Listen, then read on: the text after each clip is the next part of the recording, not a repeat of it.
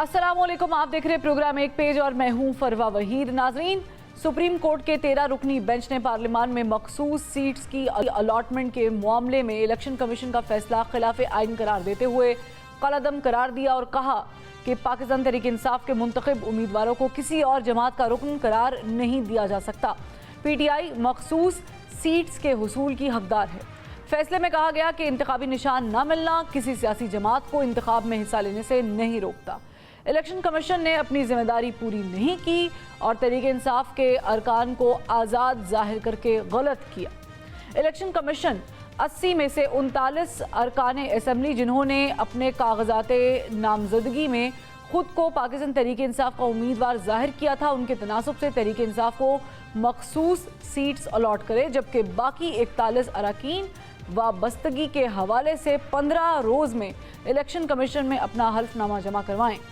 अदालत ने कहा कि इस फैसले का इतलाक कौमी और तमाम सूबाई असम्बली पर होगा और इलेक्शन कमीशन मखसूस सीट्स की फहरिस्त दोबारा मुरतब करे।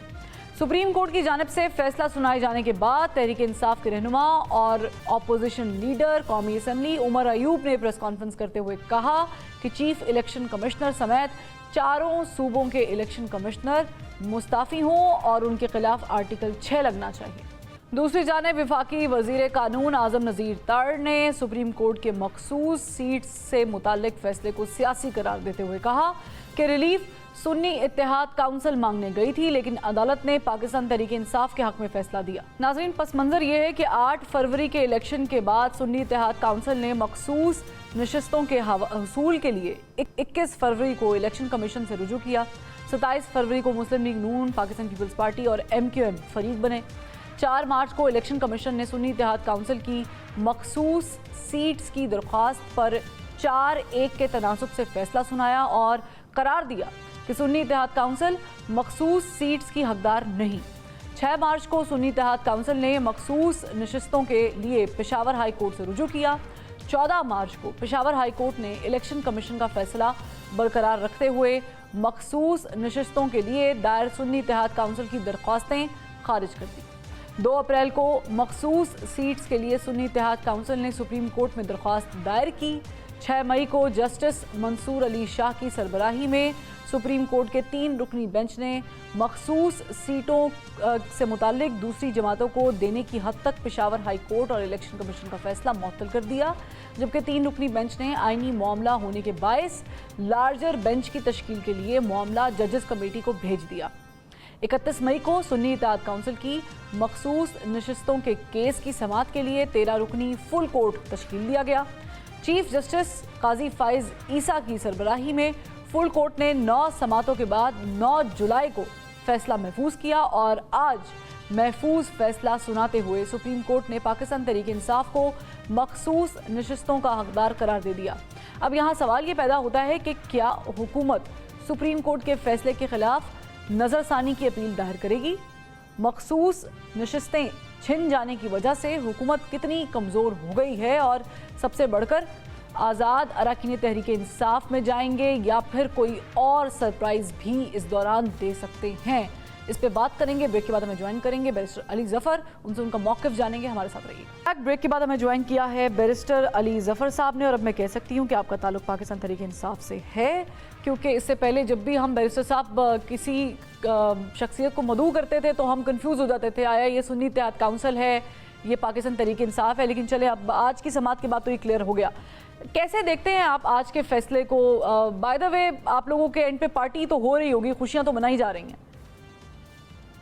जी बिल्कुल, मेरा ख्याल है कि हम जो उम्मीद लगा के बैठे हुए थे और जो हमारा ख्याल था वो तो ये था कि हमें मिलेंगी इंशाल्लाह सीटें, लेकिन हमें ये नहीं पता था कि PTI को भी पार्लियामेंट्री पार्टी बना दिया जाएगा और उसके बाद सीटें हम तक पहुंच जाएंगी। वो हमारा ख्याल था कि आगे जाके होगा, लेकिन अल्लाह का शुक्र है और सुप्रीम कोर्ट ने जो आर्टिकल 187 की ताकत इस्तेमाल करते हुए ये रिलीफ दिया है इंसाफ के मुताबिक, ये बड़ा वेलकम है और मेरा ख्याल है पूरी कौम इससे खुश है। अच्छा, तो यानी आप लोग खुश हैं जो सुप्रीम कोर्ट का फैसला आया है, लेकिन आपके जो मुखालिफिन हैं वो नाखुश दिखाई देते हैं। आज़म नज़ीर तार साहब की आपने प्रेस कॉन्फ्रेंस भी देखी होगी, इसके अलावा राना सनाउल्लाह साहब ने भी जो गुफ्तगू फरमाई है वो भी गुजरी होगी। उनके मुताबिक आप तो अपील में गए ही नहीं थे, अपील में तो सुन्नी इत्तेहाद काउंसिल वाले गए थे, आपको तो आउट ऑफ द वे जाके जो जुडिशल एस्टेब्लिशमेंट है उन्होंने रिलीफ दिया है। जी देखें, जो जज साहिबान ने फैसला किया है वो बड़ा इंसाफ के मुताबिक और आइन का तकाजा पूरा करते हुए और जमहूरियत का तकाजा पूरा करते हुए किया है।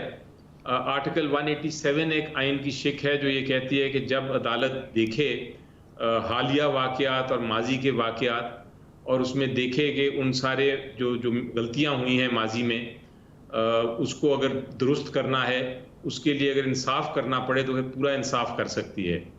ये आर्टिकल 187 कहता है। और उस आर्टिकल 187 ये भी कहता है कि और उसकी तशरीह भी यही है कि अगर इंसाफ करना पड़े अदालत को तो फिर वो ये नहीं देखती कि किसने, किस पार्टी ने, किस फरीक ने क्या रिक्वेस्ट की है या क्या उनकी इस्तदा है। वो फिर पूरा इंसाफ करने के लिए जो कुछ इकदाम उठाने पड़ते हैं और हुक्म फरमाने पड़ते हैं वो फिर अदालत दे सकती है। तो आर्टिकल 187 के तहत अदालत ने ये देखा कि जब से वो सिंबल केस का फैसला हुआ तब से कंफ्यूजन थी और इलेक्शन कमीशन ऑफ पाकिस्तान ने उसकी तशरीह की और तशरीह करने के बाद पीटीआई को इलेक्शन से बाहर कर दिया और मजबूरन जो पीटीआई के कैंडिडेट्स थे उनको मुख्तलिफ सिंबल्स लेने पड़े।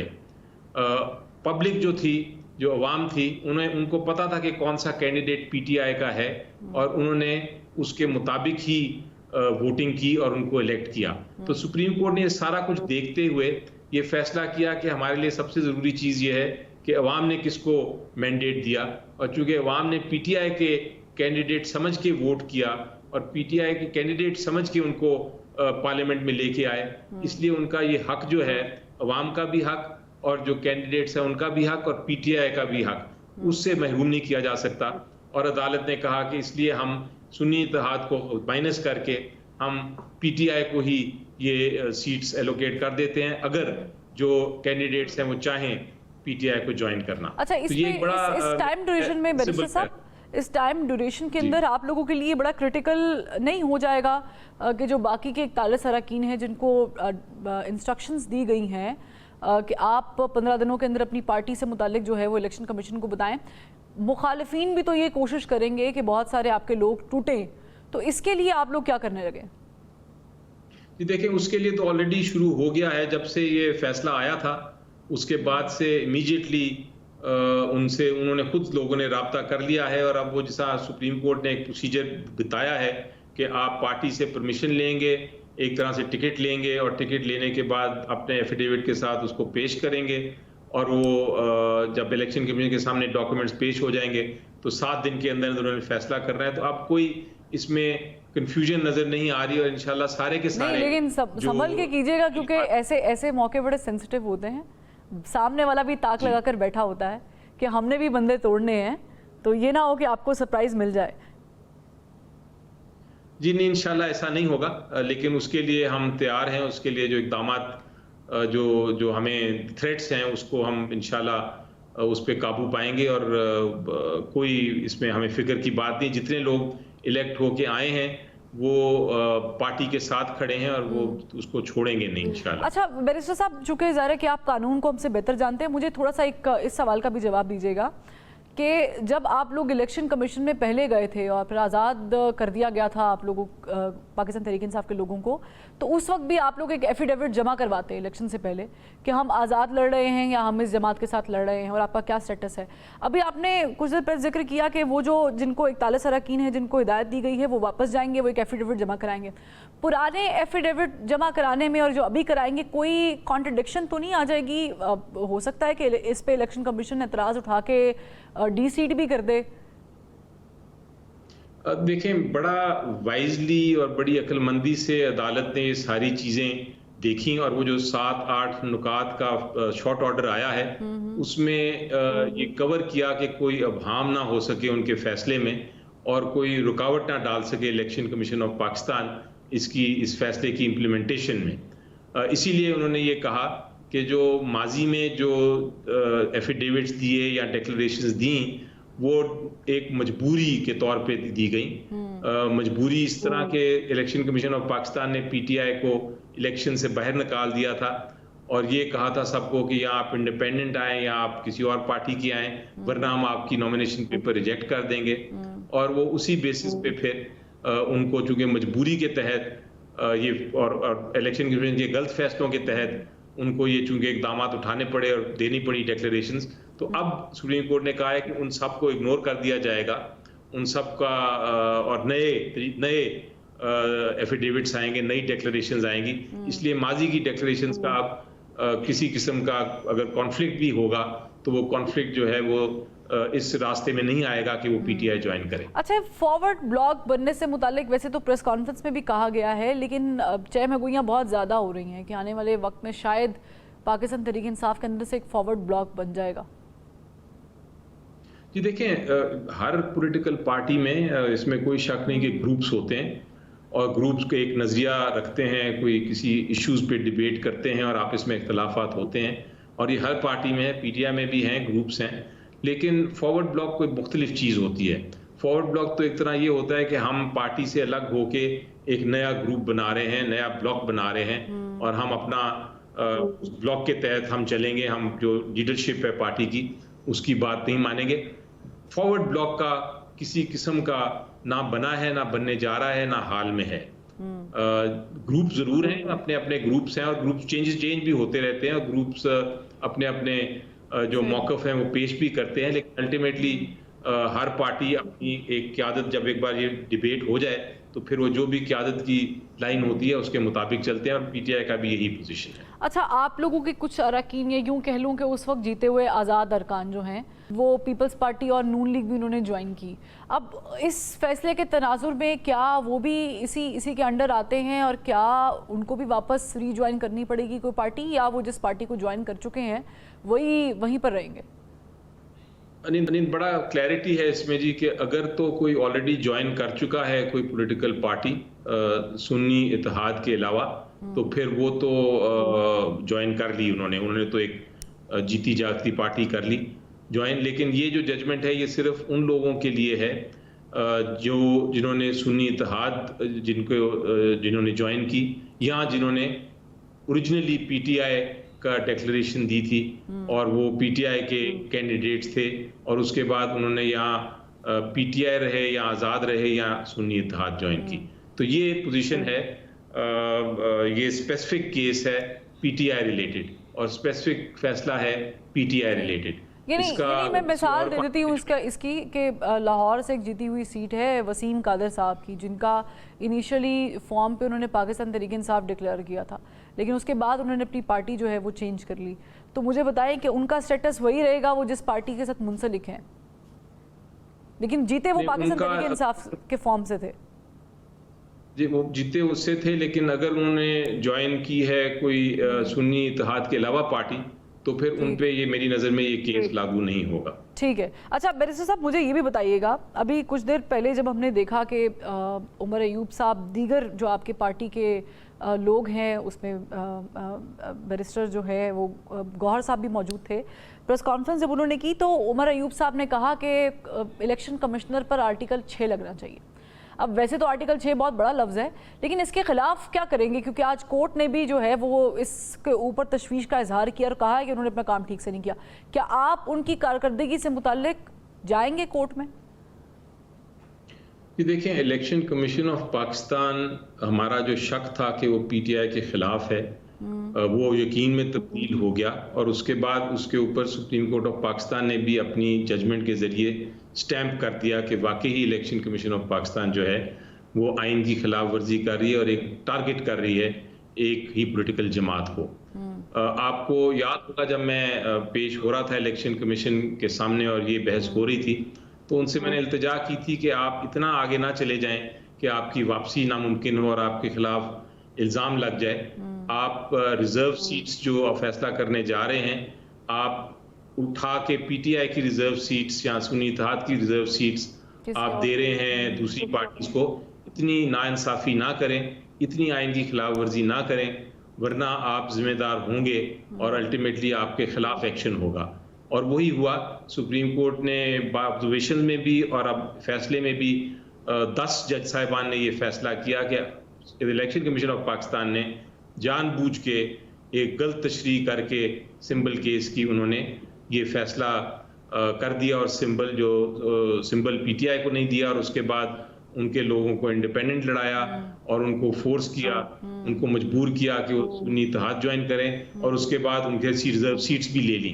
तो ये जो कंस्पिरेसी थी, इसके बाद इलेक्शन कमीशन के चेयरमैन जो हैं और इलेक्शन कमीशन के जो मेंबर्स हैं, मेरी नज़र में पहली बात तो ये है कि अज खुद इखलाकी तौर पे उनको रिज़ाइन कर लेना चाहिए और अगर वो रिज़ाइन नहीं करते तो चूंकि उन्होंने अपनी आईनी जिम्मेदारी नहीं पूरी की और इस जजमेंट के बाद लगता है कि जानबूझ के नहीं की, तो फिर उनके खिलाफ उनको रिमूव किया जा सकता है, उनको हटाया जा सकता है। मैं आर्टिकल 6 की हद तक तो वो तो एक सियासी शायद स्टेटमेंट है, कानूनी तौर पे तो आर्टिकल 6 नहीं बनता, लेकिन यकीनी तौर पे उनका रिमूवल बनता है। उनको अब तो इसके खिलाफ आप लोग कोई तैयारी पकड़ेंगे जाने के लिए कोर्ट में?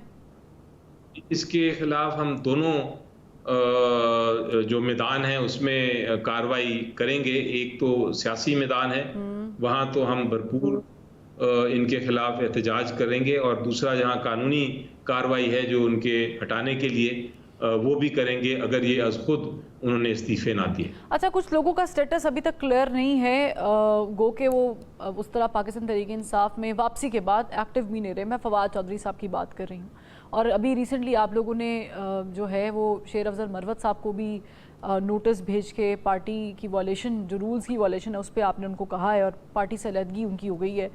मुझे ये बताएं कि ये दोनों करैक्टर्स जो हैं ये पाकिस्तान तहरीक इंसाफ के लिए अभी फिट हो सकते हैं या गुंजाइश है? जी देखें, जहाँ तक वो लोग जिन्होंने पार्टी को छोड़ा था किसी वक्त पे, मेरा मौक़िफ़ उन पे बड़ा क्लियर है और वाज़े है कि मुझे नहीं पता वो किस मजबूरी के तहत, किस तशद्दुद के तहत, क्या उनके ऐसे सिचुएशन थी जिसके तहत उन्होंने छोड़ा। और जिस तरह आपने देखा कि सियासत में कभी आपको हतमी ये नहीं कहना चाहिए कि फ़लाँ शख्स जो है वो पार्टी में कभी वापस नहीं आ सकता।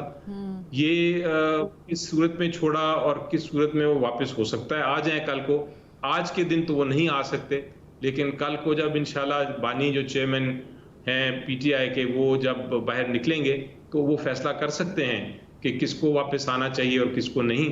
तो इसलिए मैं उम्मीद रखूंगा कि जो भी है शख्स जिसको बाहर निकलना पड़ा मजबूरी के तहत, वो अपनी उम्मीद कायम रखे। कोई पता नहीं आगे जाके क्या होता है। ठीक है, बहुत शुक्रिया ज़फ़र साहब। और आपके लिए तो बस यही कहेंगे, वो जो डायलॉग है कि खुश तो बहुत होंगे आप, यकीनन पाकिस्तान तहरीक इंसाफ वाले खुशी के माहौल में है क्योंकि ये जो फ़ैसला है ये तारीख़ी फ़ैसला है और पाकिस्तान की तारीख़ में नाज़रीन हमने ये भी देखा है कि मौजूदा हुकूमत कमज़ोर है लेकिन जो पार्लियामेंट में बैठी हुई अपोजिशन है वो स्ट्रॉन्ग हो चुकी है। यहाँ पर एक ब्रेक लेते हैं। ब्रेक के बाद हमें ज्वाइन किया है सीनियर कानूनदान बैरिस्टर एतजाज़ एहसन साहब ने। बहुत शुक्रिया एतजाज़ साहब, आपने वक्त निकाला। वैसे तो आज जुम्मे का रोज़ है और जुम्मे का रोज़ वैसे ही on a very lighter note देखा गया है कि किसी एक जमात के लिए बड़ा भारी होता है। अब पाकिस्तान तहरीक इंसाफ वाले तो आज के फैसले के बाद खुशी मना रहे हैं, लेकिन आप भी अच्छा खासा इंजॉय कर रहे हैं क्योंकि जब मैंने आपसे रब्ता किया तो पता चला कि आप नथिया गली बैठे हुए हैं। ये तो ठीक है। अच्छा, ठंडा मौसम है नहीं? ठंडा मौसम। आप सियासत से तो नहीं भाग रहे जो हो रही है मुल्क में? नहीं, आज तो बड़ी कामयाब, मतलब आज तो बड़ी खुश हूँ मैं कि एक फैसला जो आया है इतने दबाव के तहत और प्रोपेगेंडा के तहत, और गवर्नमेंट ने हर बार इस्तेमाल किया। ना सिर्फ ये कि वो जजेस पे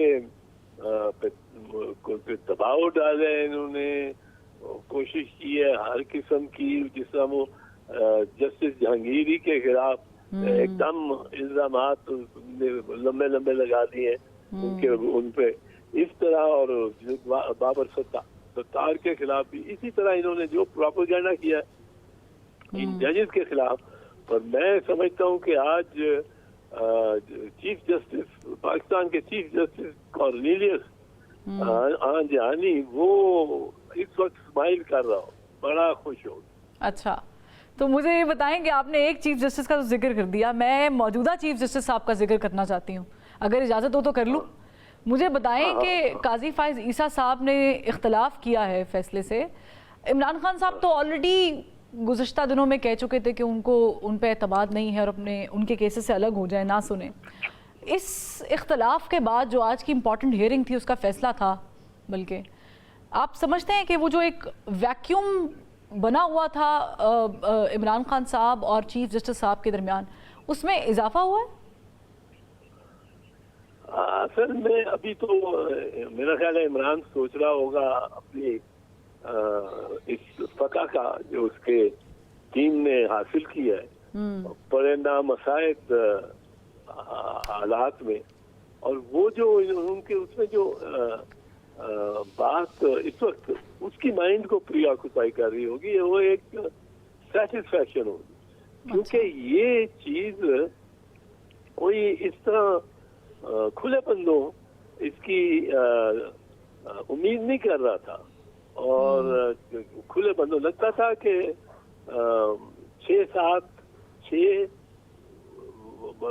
बमुकाबला 7 ये इस किस्म का कोई गिनती आएगी, और 7 जो है वो गवर्नमेंट के हक में होगी।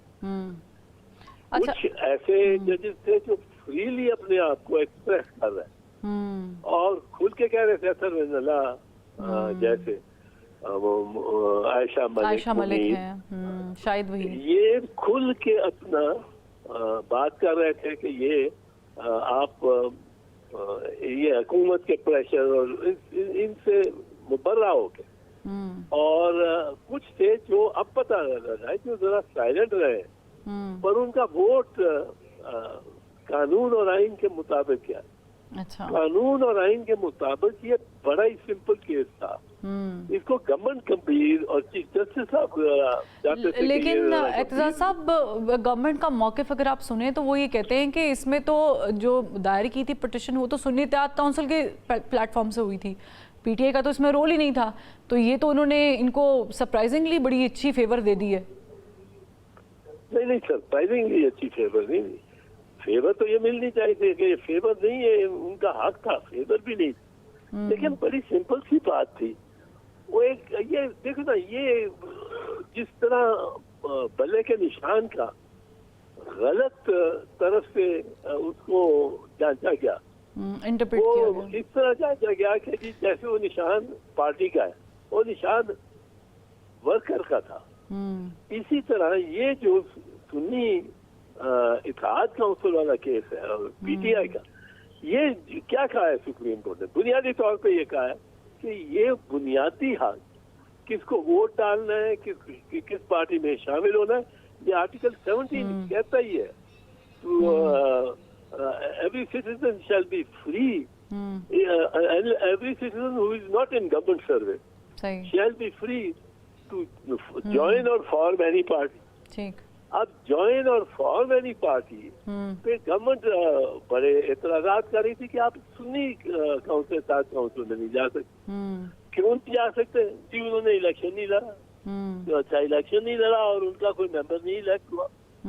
अब ये तो बात ही बुनियादी तौर पे गलत थी ना, क्योंकि देखने की बात ये है कि क्या उस शहरी को ये बुनियादी हक है कि वो जिस पार्टी पे चाहे जाए, अगर उसको बुनियादी हक है तो उस तरफ से देखना चाहिए। आप देखते हैं दूसरी तरफ से, आप दूसरी तरफ से वो जो क्लाइडोस्कोप होती है, जो शक्लें बदलती रहती है, उसकी लंबी ट्यूब में देखें तो वो उस तरह आप देख रहे हैं गलत साइड से। आंख आपने लगाई है कि जी पार्टी ने क्या करना है और पार्टी का क्या मसला है, और पार्टी, ये मसला पार्टी का नहीं है, ये मसला इंडिविजुअल वोटर का है और इंडिविजुअल इंडिपेंडेंट मेंबर का है। अच्छा, मैं एतजाज साहब एक और चीज़ पे भी आपसे जो है आपकी राय जानना चाहूँगी। इख्तलाफी नोट जो जस्टिस सियाया आफरीदी साहब ने लिखा है उन्होंने अपने उस नोट में कहा है कि इलेक्शन कमीशन रिकॉर्ड के मुताबिक कुछ मेंबरान तहरीके इंसाफ से वाबस्ता रहने वालों के तनासुब से तहरीके इंसाफ को मखसूस नशिस्तें दी जानी चाहिए थी। यानी उन्होंने कहा कि जितने लोगों ने ये डिक्लेयर किया था कि हम तहरीके इंसाफ के प्लेटफॉर्म से इलेक्शन लड़ रहे हैं, उस हिसाब से तो उस तनासुब से सीट्स मिलनी चाहिए थी, जबकि अब जो है वो ज़ाहिर है कि बाकियों की भी कैलकुलेट की जाएगी।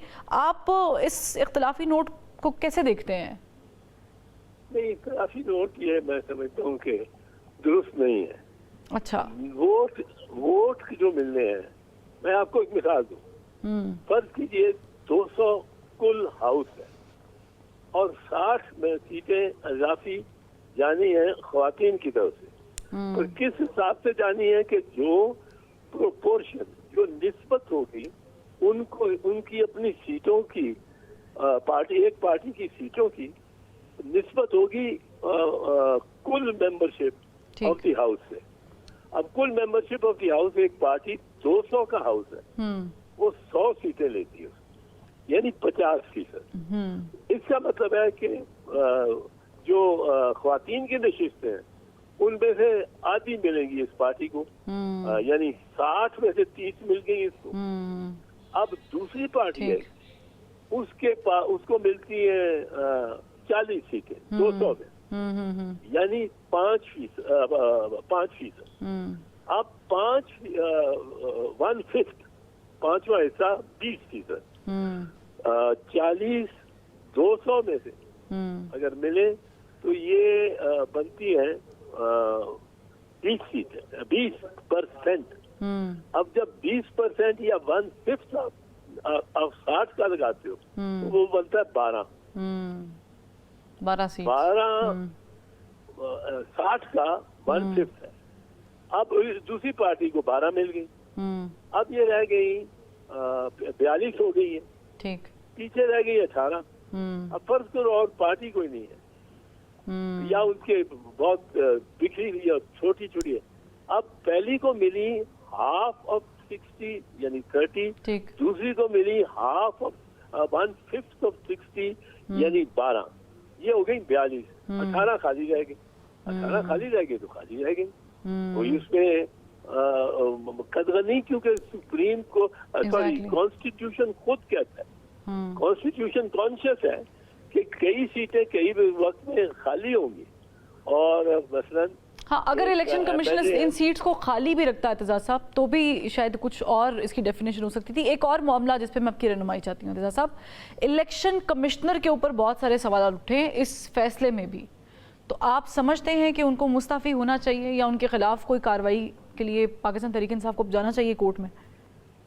मैं तो समझता हूँ उसको हथकड़ी लगनी चाहिए, और मैं ये क्या एक दफा कह चुका हूँ, आज नहीं कह रहा हूँ, उसको हथकड़ी लगनी चाहिए। अच्छा, जिस शख्स, हाँ, अभी तो वो फॉर्म 45 पेश करे ना, अभी तो वो आना है। लेकिन पाकिस्तान है एतजाज साहब, पाकिस्तान है ये। नहीं, पाकिस्तान है, हथकड़ी नहीं लगेगी मुझे पता है, पर लगनी चाहिए, हथकड़ी लगनी चाहिए। उसने या वो फॉर्म 45 सारी दिखाए, पेश करे और दिखाए कि वो सब ठीक है। जो फॉर्म 45 उसने अपलोड की थी on the website, official website of the council, ये इलेक्शन कमीशन, उसकी ऑफिशियल वेबसाइट पे जो फॉर्म 45 उसने नवाज शरीफ की, शहबाज शरीफ की, मरियम की, ख्वाजा आसिफ की और कोई 40 एक दूसरे फॉर्म 45 जो खुद प्रेजेंट की थी कि ये है हमारे पास, ये हमारी फॉर्म, उनमें इतनी ओवर राइटिंग की गई थी, इतने नंबर काट के नए लिखे गए थे और हमने सबने देखा।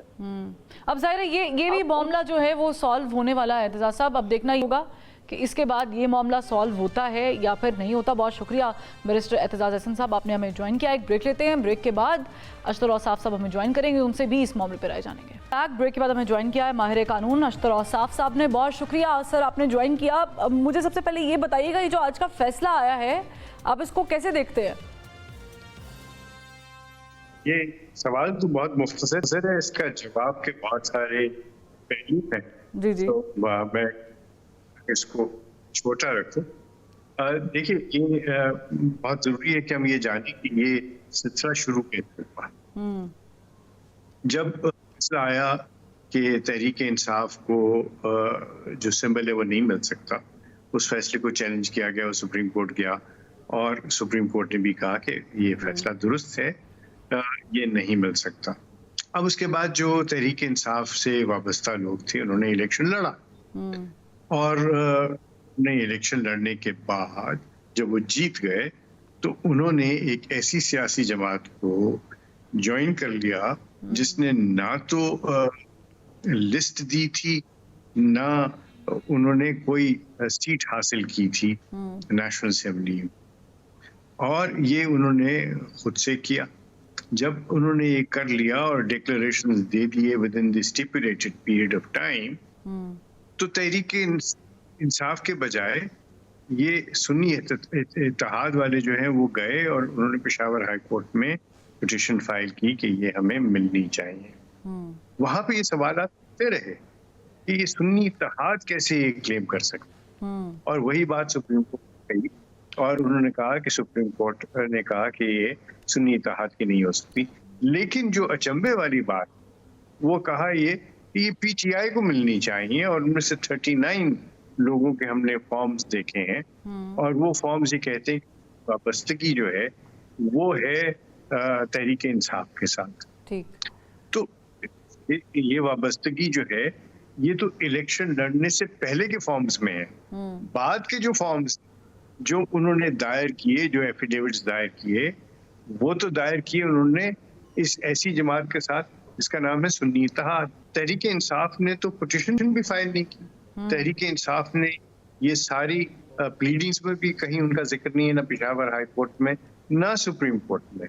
उन्होंने पिटीशन ही फाइल नहीं की, लेकिन उनको पूरा रिलीफ दे दिया गया। और उस रिलीफ के पीछे क्या चीज है, वो ये है कि ये उन्होंने अज खुद 39 लोगों के फॉर्म्स देखे। ये अज खुद का केस नहीं था, ये 184(3) का केस भी नहीं था, ये continuation of the proceedings of the Peshawar high court है। तो इसमें इस तरह का फैसला नहीं आ सकता था। एक ये पहलू हो गया। दूसरा पहलू ये है कि क्या वो 39 अरकान असेंबली कोर्ट में गए थे? यहाँ तो पीटीआई भी कोर्ट में नहीं थी। यहाँ पे तो एक असेंबली की मेंबर थी जिन्होंने इसको फाइल किया, और वो भी civil miscellaneous application to become a party. तो ये ऐसी सुप्रीम कोर्ट की कोई भी नजीर हमें नहीं मिलती जहाँ पे उन्होंने इस तरह का फैसला किया। एक और पहलू इसका, और वो पहलू क्या कि जिन लोगों को ये इलेक्शन में कामयाब डिक्लेयर किया ऑफ अदर पॉलिटिकल पार्टीज, उनका नोटिस गया? नहीं गया। क्या उनको सुना गया? नहीं सुना गया। और सुप्रीम कोर्ट ही कहता है कि अगर आप किसी के खिलाफ फैसला करना चाहते हैं तो बराए जो इंसाफ का तकाजा ये है कि कम से कम आप नोटिस दीजिए, सुने भले एक, लेकिन उनको सुने बगैर उनके खिलाफ फैसला नहीं कर सकते। ठीक है। अभी आपने अशतोष साफ कदा कलामी की माफ़ी चाहूँगी, आपने एफिडेविट का जिक्र किया है कि जो इलेक्शन से पहले जमा कराया गया था और जो अब लोग जाकर जमा कराएंगे। मैंने यही सवाल आपसे कुछ देर पहले बैरिस्टर अली ज़फ़र साहब के साथ किया, तो उन्होंने कहा कि नहीं, इसकी भी तशरीह जो है वो इस फैसले में हो गई है। अब वो नया एफिडेविट जो जमा करवाएंगे उसी को ही काउंट किया जाएगा। आप समझते हैं कि अगर हम इस सिचुएशन को इस तरह देखें कि पुराना एफिडेविट भी मौजूद है और नए सिरे से भी जाकर वो अपनी पार्टी की एफिलिएशन शो करते हैं और लिखते हैं, जाकर इलेक्शन कमीशन में जमा कराते हैं, तो क्या ये कॉन्फ्लिक्ट पैदा हो सकता है? और क्या इस कॉन्फ्लिक्ट की बिना पर एक नया चैप्टर खुल सकता है कि इलेक्शन कमीशन जो है वो डी-सीट कर दे उन लोगों को? 3 पहलू देखिए उसके। एक, क्या वो एफिडेविट झूठा था? अगर वो झूठा था और ये सुपरसीड उसको कर रहा है, तो क्या वो गैर बीन और गैर सादिक ना हुए? ताकत खत्म हो गई ना। हाँ। नंबर 2, सपोजिंग ये तहरीक इंसाफ के लिए नहीं जाते और वो मुस्लिम लीग एन के पास चले जाते, फिर क्या होगा? या वो पीपल्स पार्टी को ज्वाइन कर लेते, फिर क्या होगा? आपने तो उनके लिए खोल दिया ना कि 15 दिन में वो अपनी सियासी वाबस्तगी कोई भी पार्टी ज्वाइन कर सकते हैं। है ना? तो वो पहलू भी जरा देख लीजिए। तीसरा पहलू है कि आपने क्या ये सारी चीज वापस नहीं कर दी? Have you not reverse the clock? और ये कहाँ की इजाजत है कि आप एक सियासी वाबस्तगी जाहिर करें, उस जमात का जो सरबराह है आपको सर्टिफिकेट दे दे, आप ओथ दें, आप बैठ जाएं, आपको जो सीट्स एलोकेट हुई हैं वो एक पॉलिटिकल पार्टी की तरफ से हो, क्या आप उससे मुनहरिफ हो सकते हैं? अगर मुनहरिफ हो जाए तो फिर 63A क्या नहीं लग जाएगा? इलेक्शन कमीशन ऑफ पाकिस्तान के जो किरदार है, इलेक्शन कमिश्नर के जो रोल था ड्यूरिंग ऑल दीज थिंग्स जो हो रही थी, उसमें भी जो कोर्ट है उसने इज़हार तशवीश किया है कि उन्होंने अपना काम ठीक से नहीं किया, और उन्होंने कहा कि मिस इंटरप्रेट किया गया जो हमने फैसला दिया था बल्ले को छीनने से मुताल्लिक। तो आप समझते हैं कि इलेक्शन कमिश्नर के ख़िलाफ़ भी कोई कार्रवाई हो सकती है, या इलेक्शन कमिश्नर के एंड पे भी कोई पूछगछ हो सकती है? देखिए, पूछगछ होना या कार्रवाई होना अपनी जगह पे है, उसका एंड रिजल्ट क्या होगा जब तक कि आप उसके अंदर मैलिस नहीं लेके आते, तब तक तो he will continue and he to continue. उनके किरदार के ऊपर तो कोई ऐसी बात नहीं। अब इसका एक दूसरा पहलू देखिए, हाई कोर्ट के जज जब फैसला करते हैं और सुप्रीम कोर्ट के जजेस जो हैं उसको कलअदम करार दे देते हैं और कहते हैं कि फैसला गलत, तो क्या हाई कोर्ट के जजेस रिजाइन कर देते हैं या उनके खिलाफ तादीबी कार्रवाई होती है? नहीं, ऐसा नहीं है।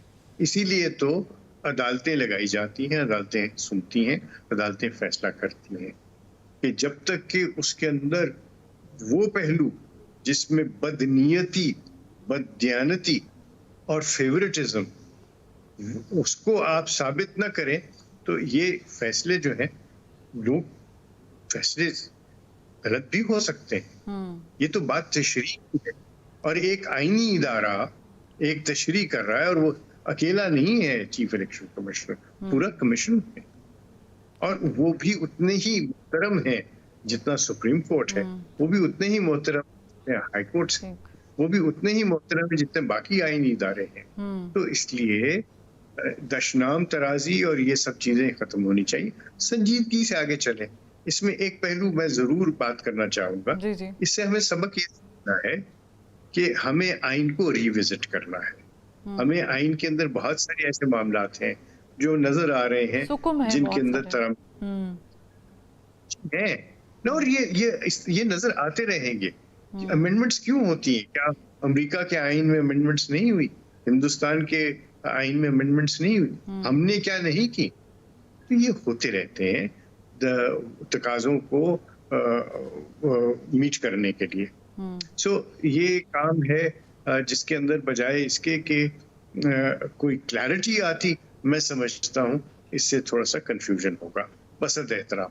ठीक, बहुत शुक्रिया। अशरफ साहब हमारे साथ मौजूद थे, माहिर कानून और साबिक अटॉर्नी जनरल। उन्होंने हमें डिटेल्ड जो हैं वो इस पर बताई हैं। नाज़रीन, प्रोग्राम से फिल वक्त इतना ही। यकीनी तौर पे पाकिस्तान तहरीक इंसाफ के लिए बड़ी खबर है, लेकिन आने वाले दिनों में कुछ भी हो सकता है, क्योंकि जिन अरकान को हिदायत दी गई है इलेक्शन कमीशन के पास जाकर अपनी पार्टी के मुतालिक बताने की कि वो कहाँ जाना चाहते हैं, इस दौरान बहुत ऊंच नीच हो सकती है। शायद वो पाकिस्तान तहरीक इंसाफ के साथ मुकम्मल तौर पर चले जाएँ, शायद कुछ लोग ना जाएँ, और जब इलेक्शन कमीशन के पास वो एफिडेविट लेकर जाएंगे तो फिर उसके बाद कोई स्टोरी नई स्टार्ट हो सकती है। कुछ भी नहीं कहा जा सकता, ये पाकिस्तान है और पाकिस्तान की सियासत है। फिलवक्त हमें इजाज़त दीजिए, कल फिर मुलाकात करते हैं। अल्लाह हाफ़िज़।